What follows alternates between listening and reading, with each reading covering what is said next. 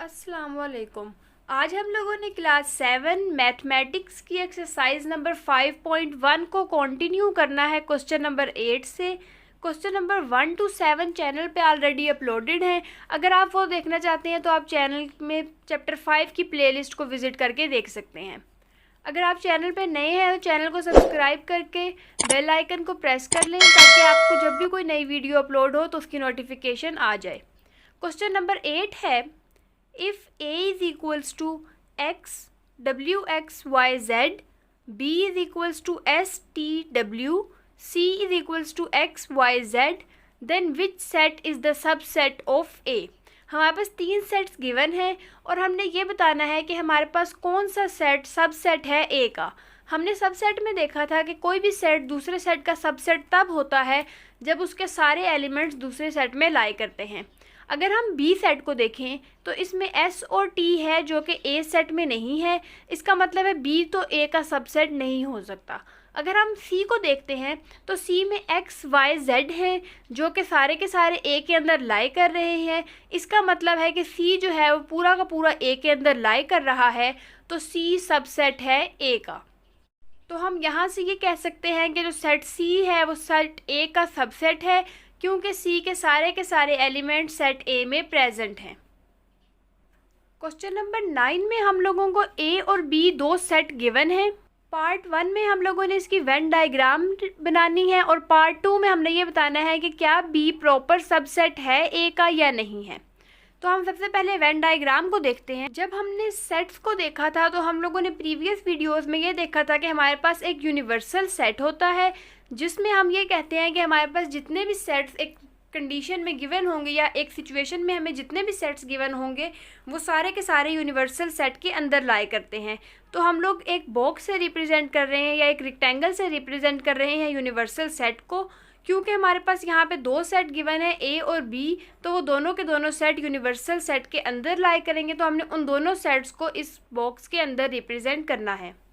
अब इसमें हम ये देखते हैं कि हमारे पास ए सेट में -2, -1 और 0 से लेकर 3 तक सारे नंबर्स हैं और बी में 0, 1, 2, 3 है। बी के सारे एलिमेंट्स क्योंकि ए के अंदर लाई कर रहे हैं तो हमारे पास जो भी ए सेट होगा बी सेट उसके अंदर बनेगा। तो हम वेन डायग्राम में सबसे पहले यूनिवर्सल सेट बनाने के बाद दो सेट्स बनाएंगे जिसमें हमारा बी सेट पूरा का पूरा लाई कर रहा होगा ए सेट के अंदर। तो हमने यहाँ पे एक ए सेट बनाया है, उसके अंदर हमारा बी सेट लाई कर रहा है। बी सेट में जो नंबर्स हैं वो 0, 1, 2, 3 हैं, तो हम बी में नंबर्स लिख देंगे 0, 1, 2 और 3। अब ए में हम ये देखते हैं कि ए के अंदर बी आ चुका है, इसका मतलब है कि 0 से लेकर 3 तक नंबर्स ये जो बी में आ रहे हैं वो ए के अंदर इंक्लूड होंगे। पीछे -2 और -1 रह जाएगा, तो ए सेट में हम लोग -1 और -2 को भी इंक्लूड कर देंगे। पार्ट 2 में हमने ये बताना है कि क्या बी प्रॉपर सबसेट ऑफ ए है या नहीं। प्रॉपर सबसेट की डेफिनेशन हमने ये पढ़ी थी कि एक सेट के अगर सारे के सारे नंबर्स दूसरे सेट में लाई करते हों और दूसरे सेट में कुछ एक्स्ट्रा नंबर्स भी एग्जिस्ट करें तो हम ये कहते हैं कि हमारे पास first set proper subset of second set है। तो क्योंकि यहाँ पे हमारे पास बी के सारे एलिमेंट्स ए के अंदर लाई कर रहे हैं और ए में कुछ एक्स्ट्रा एलिमेंट्स भी हैं जो कि बी में नहीं थे, तो हम कहेंगे कि बी जो है वो प्रॉपर सबसेट ऑफ ए है। नेक्स्ट हमारे पास क्वेश्चन नंबर 10 है, are the following sets equal. हमारे पास ये सेट्स गिवन है और हमने बताना है कि क्या ये सेट्स इक्वल हैं या नहीं। इक्वल सेट्स में हम ये देखते हैं कि दो सेट्स इक्वल तब होते हैं जब उन दोनों के सारे एलिमेंट्स एक दूसरे के इक्वल होते हैं, यानी कि सारे के सारे एलिमेंट्स सेट ए के बिल्कुल सेम दूसरे सेट में प्रेजेंट हों तो वो सेट इक्वल सेट होता है। जिस तरह यहाँ ए पे हमारे पास एलिमेंट्स हैं 8, 6, 4 और 2, बी में 8 भी है, 6 भी है, 4 और 2 दोनों हैं और इसके अलावा कोई एक्स्ट्रा एलिमेंट भी नहीं है, मतलब कि हम कह सकते हैं कि ए और बी इक्वल सेट्स हैं। सेम इसी तरह पार्ट 2 में हमारे पास ए के एलिमेंट्स हैं आर, ए, टी, ई। क्योंकि बी में आर एग्जिस्ट नहीं कर रहा और आर की जगह एफ एग्जिस्ट कर रहा है तो सारे के सारे एलिमेंट्स इनके इक्वल नहीं हैं, तो हम यहाँ से कह देंगे कि ए और बी इक्वल सेट्स नहीं हैं। नेक्स्ट हमारे पास ए है letters of word mango. Mango में जितने भी लेटर्स आते हैं वो हमारे पास सेट ए में है, यानी कि MANGO। बी में हम लोग देखते हैं कि हमारे पास M A N G और O सारे के सारे एग्जिस्ट करते हैं और कोई एक्स्ट्रा एलिमेंट भी नहीं है, मतलब कि दोनों सेट्स सेम हैं। इक्वल सेट्स में हमारे पास हमने यही बात की कि हमारे पास सारे के सारे एलिमेंट्स फर्स्ट के सेकंड में होने चाहिए, लेकिन ज़रूरी नहीं है कि हमारे पास सीक्वेंस सेम हो। तो हम यहाँ से ये कह देंगे कि हमारे पास A और B सेट क्वेश्चन नंबर 3 में भी इक्वल हैं। क्वेश्चन नंबर 4 में हम देखते हैं कि A में हमारे पास है लेटर्स ऑफ वर्ड T, यानी कि A सेट है हमारे पास T, E और A। B में हमारे पास है लेटर्स ऑफ वर्ड ईट, जिसमें हमारे पास E, A और T आएगा। अगर हम ईट को रीअरेंज करें तो ये T बन सकता है, यानी कि हमारे पास इसमें भी T, E और A हैं, और B में भी क्योंकि T, E और A ही हैं तो हमारे पास ये दोनों सेट्स भी इक्वल होंगे। लास्ट सेट है हमारे पास A में हमारे पास एम्प्टी सेट है और B हमारे पास सेट है जिसमें हमारे पास 0 डिजिट है। क्योंकि ये दोनों सेट डिफरेंट हैं तो ये दोनों सेट अनइक्वल होंगे। नेक्स्ट हमने क्वेश्चन नंबर 11 में हमें 4 सेट्स गिवन है A, B, C और D, जिसमें A हमारे पास इवन नंबर्स हैं लेस देन 12, B में ओड नंबर्स हैं लेस देन 12, C में फर्स्ट 10 नेचुरल नंबर्स हैं जो कि डिविजिबल बाय 2 हैं, और D में मल्टीपल्स ऑफ 3 लेस देन 20 हैं। हमने ये बताना है कि इनमें जो हमारे पास ये डिफरेंट सेट्स गिवन हैं ये इक्वल हैं या इक्विवेलेंट हैं। इक्वल सेट्स में हम ये देखते हैं कि फर्स्ट के सारे एलिमेंट्स सेकंड सेट के सारे एलिमेंट्स के इक्वल होने चाहिए, यानी कि बिल्कुल सेम टू सेम होने चाहिए।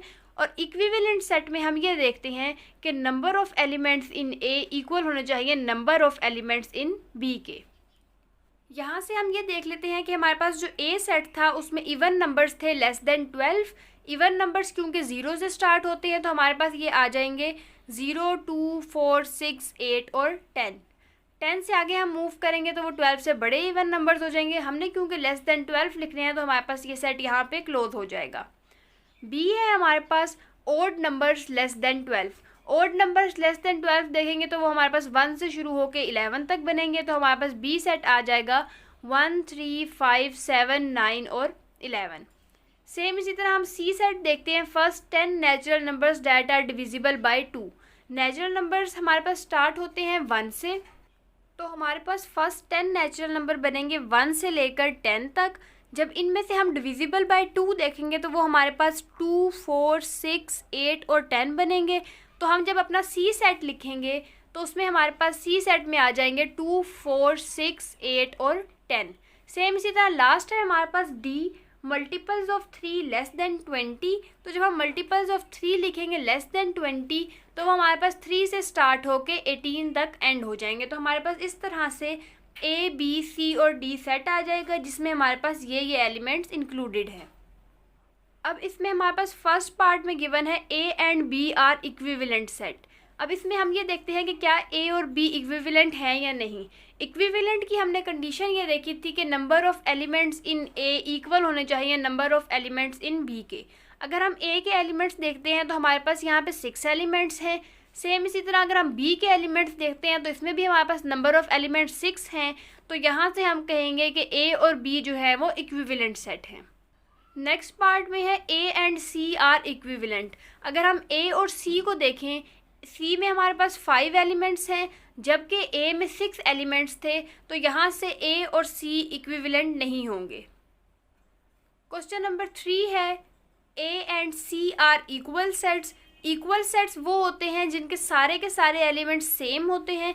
जब हम A और C को देखते हैं तो हमारे पास 2 से लेकर 10 तक एलिमेंट्स सेम हैं, लेकिन क्योंकि A में 0 था जो कि C में प्रेजेंट नहीं है तो हमारे पास ये दोनों सेट्स इक्वल नहीं होंगे।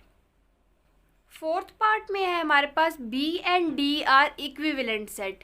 इक्विवेलेंट में इन दोनों के नंबर ऑफ़ एलिमेंट्स इक्वल होने चाहिए। तो हम यहाँ पे ये देखते हैं कि हमारे पास B में 6 एलिमेंट्स हैं और D में हमारे पास 6 ही एलिमेंट्स हैं। इसका मतलब है दोनों के नंबर ऑफ़ एलिमेंट्स इक्वल हैं। तो यहाँ से हम कह देंगे कि B और D जो हैं वो इक्विवेलेंट सेट्स हैं। लास्ट पार्ट है इसका B and D are equal sets.